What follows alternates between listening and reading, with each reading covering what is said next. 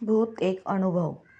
रात्रीचे 11 वाजलेत आणि मी माझ्या या छोट्याशा रूममध्ये बसलोय. काही दिवसांपूर्वी शेजारची मुलं क्रिकेट खेळताना लागलेला बॉलने माझ्या रूमच्या खिडकीची काच फुटून एक तुकडा निघालाय आणि त्यातून बाहेरच्या गडद अंधाराची जाणीव होतीये. माझ्या रूमचे लाईट्स बंदच आहेत.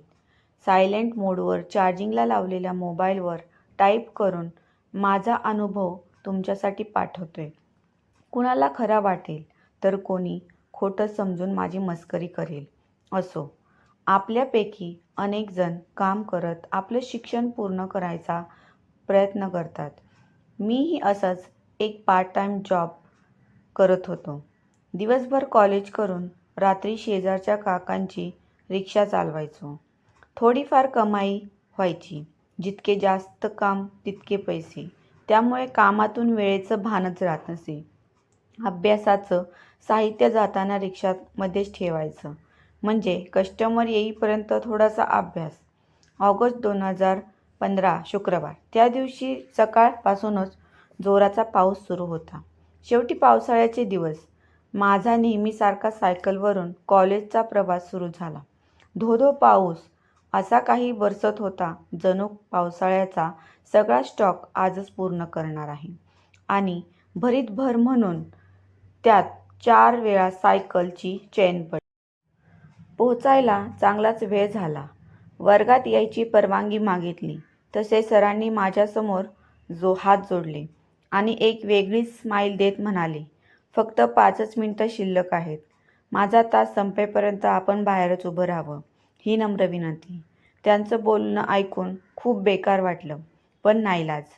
सरांनी शालूतून जोडा हाणला होता. तास संपला आणि आता गेलो तर पुन्हा गर्लफ्रेंडबरोबर थोडा वाद झाला, कारण तिला कॉल करून रात्री 12 वाजता बर्थडे विश केलं नाही.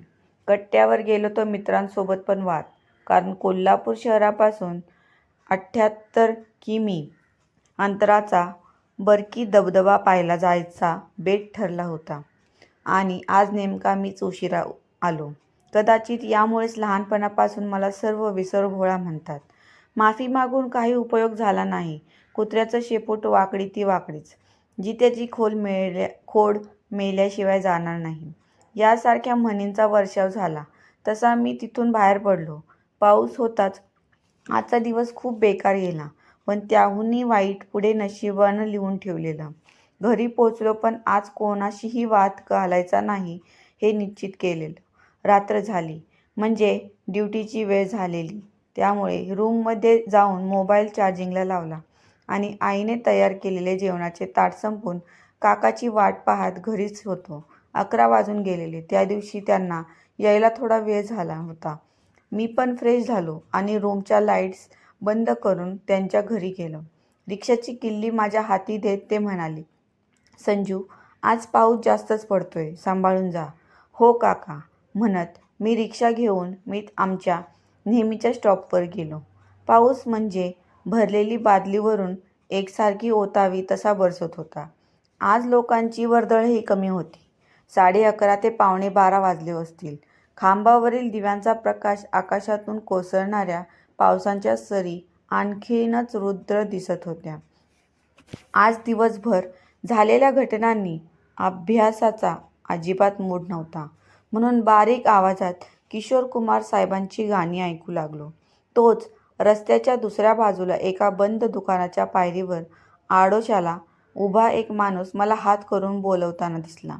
मी रिक्षा सुरू करून त्याच्या जवळ गेलो. 50शीतला तो इसम. छानसा पांढरा शर्ट, तशीच पॅन्ट, हातात छत्री. मी जवळ जाताच डोळ्यावरील चष्मा नीट करत झटकन रिक्षात बसत म्हणाला, MIDC फाटा. त्याला घेऊन मी त्याने सांगितल्या ठिकाणाकडे निघालो. मी रिक्षाच्या आतल्या काचेवरील पाणी कापडाने स्वच्छ करत म्हणालो, दिवसभर पावसाने पार वाट लावली आहे. आजच्या पावसाने पंचगंगा नदीला महापूर येणार असं वाटतंय. त्यानं फक्त हां एवढंच मोजकंच उत्तर दिलं. काचेतून त्याच्याकडे पाहत मनात म्हणालो, च्यायला काय बोरिंग माणूस आहे.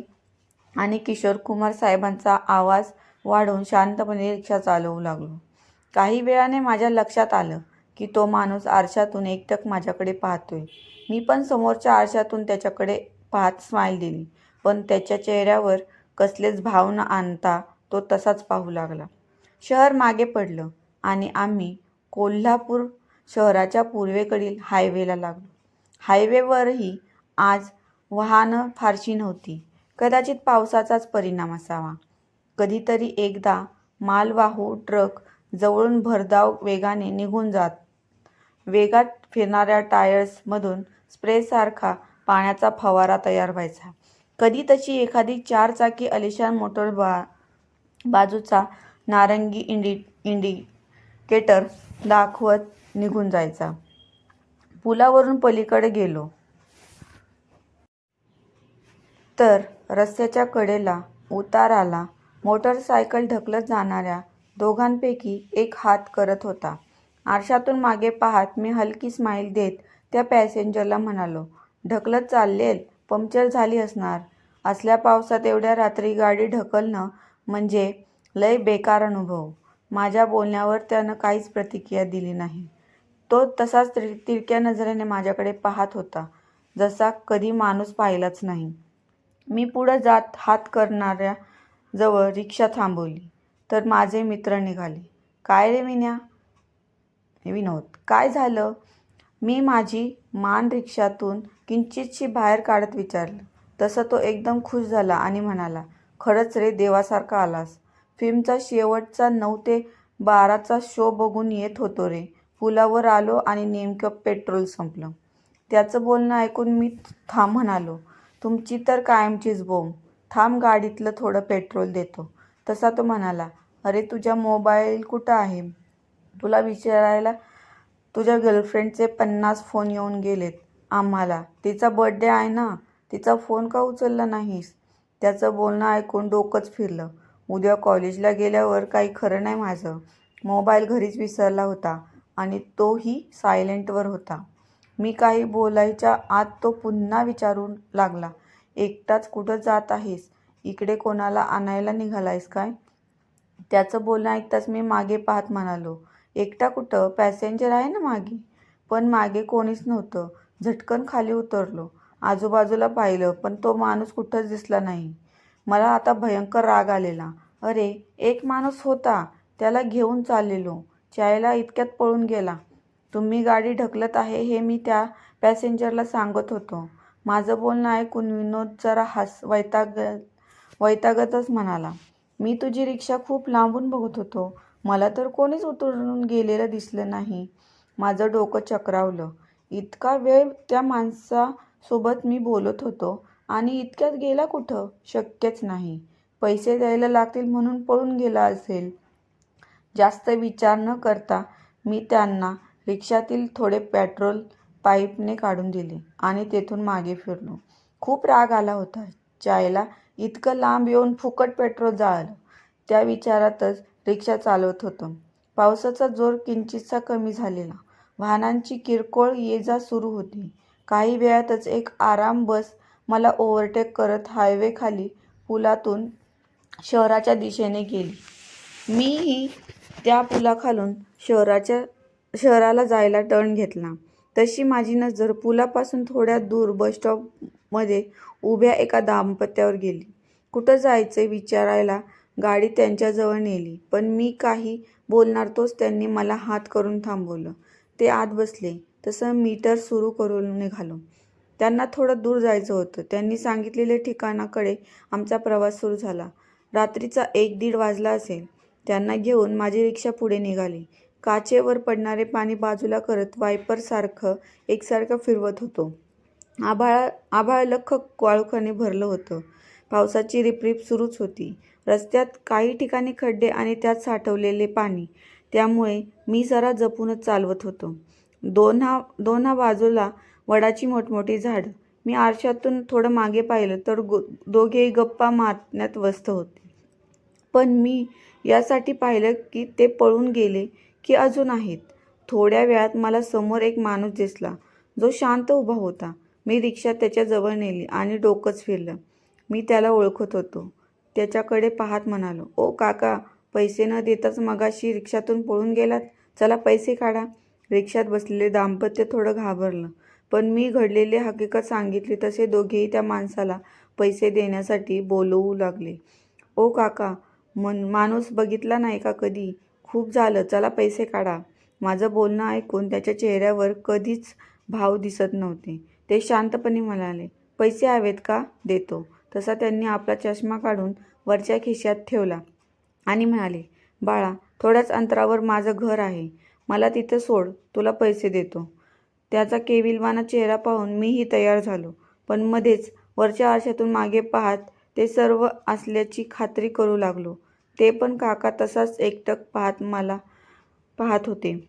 काही अंतर पुढे एका अरुंद पुलावर आलो. पावसाचं पाणी पुलाखालून वेगानं वाहत होतं. त्यातच पावसाळी बेडकांचा कर्कश आवाज. खूपच भयान वातावरण होतं. इतक्यात त्या काकांनी मला गाडी थांबवायला सांगितली. मी रिक्षातून मान डोकावत आश्चर्यानं आजूबाजूला पाहिलं, तर कुठंही घर वस्तीही काहीच नव्हतं. दाट काळोख आणि भयान शांतता पसरली होती. मी त्याला म्हणालो, काका, पुरेसे पैसे नसतील तर राहायचे राहू देत, तुमच्या गावात सोडतो. तोच मागे बसलेल्या बाई म्हणाले, काका, तुमचे पैसे आम्ही देतो, पण अशा ठिकाणी इतक्या रात्री उतरवू नका. पण त्यांनी काहीच ऐकले नाही. शेवटी ते उतरले. चष्मा घालत त्यांनी खिशातून पाकीट काढलं, पण पैसे काढताना त्यांच्या हातातून 10 रुपयाची नोट खाली पडली. ते खाली वाकणार तोच मी म्हणालो, थांबा काका, मी उचलतो. मी खाली वाकून नोट घेणार तोच काळजात चिरकन झालं. भीतीनं अक्षरशः घाम फुटला. जीव आता जातोय की काय असं अवस्था झाली होती. कसल्याचा विचार न करता रिक्षा चालू केली आणि सुसाट निघालो. मागे बसलेले दाम्पत्य मला आश्चर्याने म्हणाले, अहो, अचानक काय झालं तुम्हाला? मगापासून पैसे द्या म्हणून त्यांच्याशी भांडत होता ना, आणि आता ते असेच चाललाय? निदान पैसे तरी घ्यायचे त्यांचे.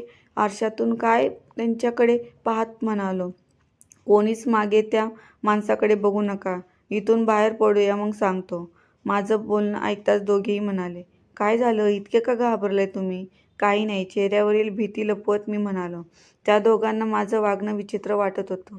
एकमेकांकडे पाहत ते शांत बसून राहिले. मी आरशातून त्यांच्याकडे पाहत म्हणालो, भाऊ, या रस्त्यावर काही ॲक्सिडेंट वगैरे झाला आहे का? माझं बोलणं मध्येच थांबत त्या बाई म्हणाल्या, समोर कोणीतरी आहे. मी रिक्षाच्या लाईट्सच्या प्रकाशात समोर पाहिलं. काही समजायच्या आत त्या बाई पुन्हा म्हणाल्या, अहो, हे काका मागेच उतरले होते ना, मग ते इतक्यात पुढे कसे आले? वायपरने काचवरील पाणी बाजूला करत पाहिलं आणि काळजाचा ठोका चुकला. अंगावर सरकन काटा उभा राहिला. अंग थरथरत होतं, पण तसंच धाडस करत मी आरशात पाहत मागे बसलेल्या नवरा बायकोला म्हणालो, बाईसाहेब, तुम्ही अजिबात घाबरू नका. भाऊ, तुम्ही बाईसाहेबांचे डोळे बंद करून दाबून धरा, आणि भाऊ, तुम्ही पण तुमचे डोळे गच्च बंद करा. कोणीही त्यांच्याकडे चुकून पण बघू नका. देवाचं नाव घ्या, आता तोच तारेल. म्हणत मी गाडीचा वेग वाढवला. मी त्या दोघांना धीर देत होतो, पण खरं तर मी आतून हादरलो होतो. रस्त्यावर तोच माणूस उभा राहून हात करत होता. त्याला पाहण्याचं धाडस होत नव्हतं, पण मन ऐकत नव्हतं. थोडं धाडस करून तिरक्या नजरेने बघितलं. अचानक तो आपल्या रक्ताने बरबटलेला चेहरा अक्राळ विक्राळ करत कणू लागला. खालचा जबडा तुटून लोंबत होता. त्याचं अंग चिरडल्यासारखं जखमांनी भरलेलं. पांढरा शर्ट रक्ताने आणि चिखलाने पूर्ण भिजलेला.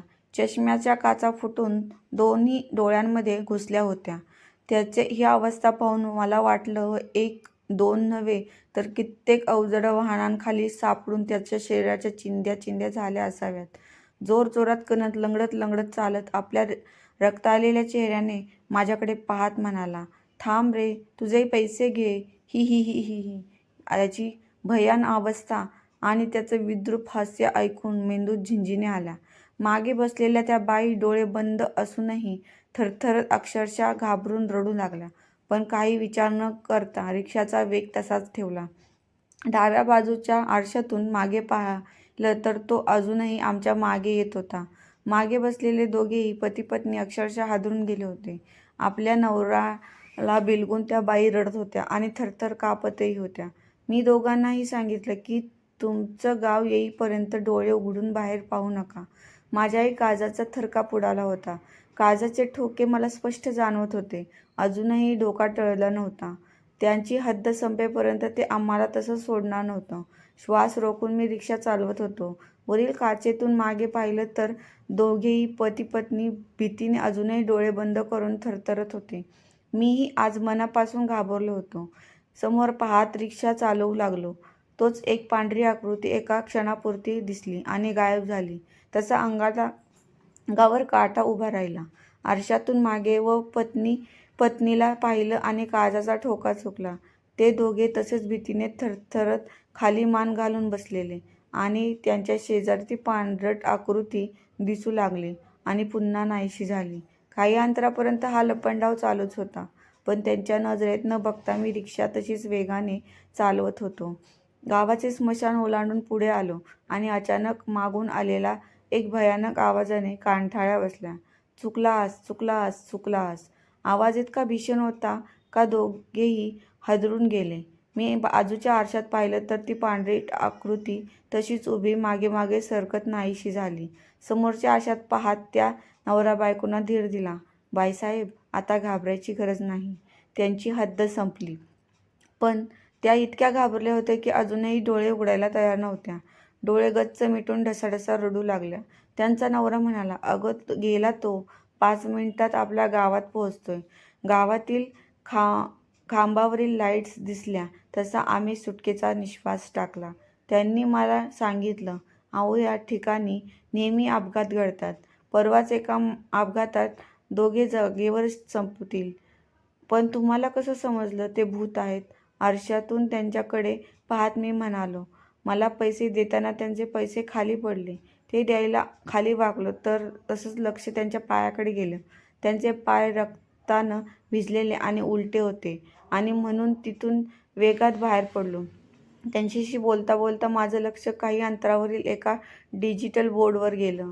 खांबावरील लाईट्सच्या प्रकाशात तो स्वच्छ दिसत होता. आता मात्र डोकंच सुन्न झालं. भीतीने डोळे पांढरे झाले. अंगाचा थरकाप उडाला. पायाच्या नखापासून डोक्याच्या केसापर्यंत हादरून गेलो. ढोल वाजवावा तसा काळीज दन दन दन दन धडकत होतं. अंगातील सारी शक्ती एकवटून जोराने ओरडावं, किंचाळावं असं वाटलं.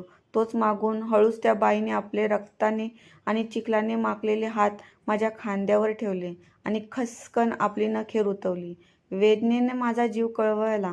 तशीच मागून माझ्या कानाजवळ येत त्या पुटपुटल्या, त्याचे उलटे पाय तुला दिसले आणि आमचे पाय कसे आहेत ते कुठे बघितलेस? एवढं बोलून ती भरड्या आवाजात एक भीषण हास्य करून जोरात किंचाळली. आरशातून मी मागे पाहिलं तसा काळीज छाती फाडून बाहेर यावं असा हादरलो. तिचं डोकं फुटून केसातून वाहणारं रक्त तिच्या चेहऱ्यावर पसरलं होतं. तिच्या नवऱ्याची पण तीच अवस्था होती. आपले दोन्ही डोळे मोठे करून दोघांनी आपला रक्ताळलेला जबडा पसरवला आणि भयान हास्य केले. आता माझ्या तोंडातून शब्दच फुटत नव्हते. असं वाटलं हा माझ्या आयुष्याचा शेवटच आहे. एका क्षणात आई, वडील, मैत्रीण, मित्र आणि माझी गर्लफ्रेंड सर्वांचे चेहरे डोळ्यासमोर उभे राहिले. डोळ्यावर अंधारी आली तशी माझी रिक्षा जोरात व लोखंडी खांबाला धडकली आणि बेशुद्ध झालो. त्या डिजिटल बोर्डवर त्याच पती-पत्नीचे फोटो लावलेले जे रिक्षात होते आणि खाली लिहिलेले, आमचे परम मित्र आणि त्यांच्या पत्नीचे अपघातात दुर्दैवी निधन झाले. त्यांना भावपूर्ण श्रद्धांजली. शुद्धीवर आलो तेव्हा हॉस्पिटलमध्ये होतो. डॉक्टर माझ्या शेजारीच कोणाला तरी ऑपरेशन करत होते. ऑपरेशन चिरफाड असल्या गोष्टी पाहायस धाडस होत नाही. त्यामुळे लगेच बाहेर आलो तर समोर माझा मित्र दिसला. काही बोलणार तो समोर 2 वॉर्डबॉय एका जखमी निपचित पडलेल्या मुलीला आत घेऊन गेले. कदाचित ती संपली होती. तिला बघून थोडं वाईट वाटलं. इतक्यात समोरून जखमांनी भरलेली अगदी तशीच मुलगी रागाने माझ्याकडे एकटक पाहत चालत येत होती. मी ओळखलं. आता हिच्यासारखीच एक जखमी मुलगी आत नेली. रखरखत्या नजरेने ती मुलगी माझ्याकडे पाहत आत त्या रूममध्ये गेली आणि माझी नजर रूमच्या बाहेर वर लिहिलेल्या बोर्डवर गेली आणि त्यावर लिहिलेले शब्द वाचून मेंदू लाल मुंग्याच वारं उठल्यासारखं झालं. आता मात्र मेंदूच बधीर झाला होता. तसंच धावत आत गेलो आणि समोरचं दृश्य पाहून विचार करण्याची शक्ती संपली. सर्व काही कल्पनाशक्ती पलीकडचं होतं. आत ऑपरेशन नाही, पोस्टमॉर्टम सुरू होता. तेही माझ्या शरीराचं. ती पोस्टमॉर्टम रूम होती. या घटनेनंतर लगेच माझे आई-वडील हे घर सोडून गावी गेले कायमचे. पण मीही आजही माझ्या त्या छोट्याशा रूममध्येच असतो. या घटनेला 7 महिने उलटून गेले आहेत. काही दिवसांपूर्वी शेजारची मुलं क्रिकेट खेळताना बॉलने माझ्या रूमच्या खिडकीची काच फुटून एक तुकडा निघालाय. तो बॉल माझ्या रूममध्ये पडलाय. बॉल कोणीच न्यायला आलं नाही. माझ्या रूमचे लाईट्स सर्व बंदच आहेत आणि नेहमीच बंद असतात. त्या रात्री चार्जिंगला लावलेला मोबाईल तिथंच आणि तसाच आहे. नेहमीच चार्जिंग होत राहतो. मित्रांनो, तुम्हाला ही कथा आवडली असेल तर चॅनलला लाईक आणि सबस्क्राईब नक्की करा. धन्यवाद.